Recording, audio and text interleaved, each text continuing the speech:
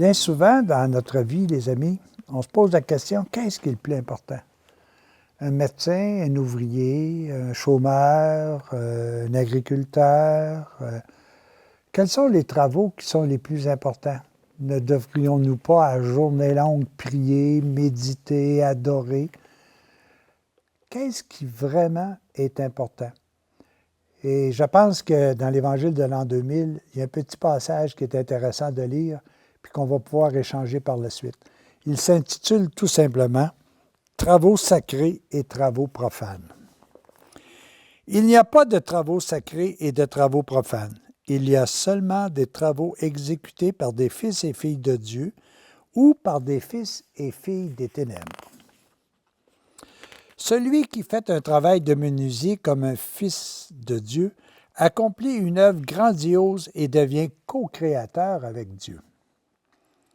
Celui qui cultive la terre et qui le fait avec Dieu, qui donne la vie, l'eau et le soleil, est un véritable enfant de l'amour. La femme qui prépare le repas pour son mari et ses enfants, qui le fait par amour et avec talent, est une fille de Dieu si elle reste constamment en contact avec l'amour dans son travail. Elle réalise l'idéal demandé un jour à Abraham, « Marche en ma présence et sois parfaite ». Cette présence de Dieu, elle est en vous tous. Son esprit habite l'âme du plus humble des mortels. C'est à vous de rester en contact avec Dieu pour recevoir les lumières et les inspirations qui vous permettent d'accomplir votre travail avec toujours plus de perfection. Votre travail accompli divinement est le meilleur moyen de vous transformer vous-même en vrais fils et filles de Dieu. Par contre, un chrétien peut réciter des prières pour être vu des autres, comme faisaient les pharisiens, portant de larges vêtements pour être remarqué. Il peut être comme un sépulcre blanchi à l'extérieur et plein de pourriture à l'intérieur, disait Matthieu. La prière des pharisiens était abomination aux yeux de Dieu, parce qu'elle était couverte d'hypocrisie.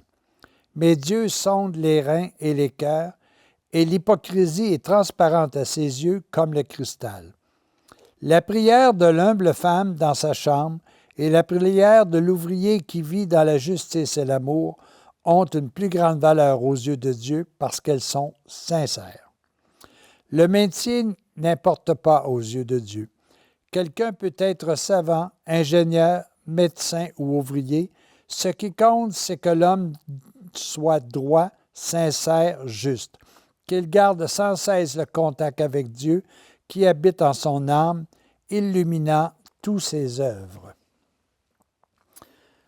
Alors, c'est tellement important de comprendre ici que Dieu, lui, ne fait pas de distinction entre les métiers, comme nous, on le fait sur la terre. Nous autres, bien souvent, je me souviens dans mon village, lorsque j'étais tout petit, le curé, le notaire et puis le médecin, c'était les grands maîtres du village.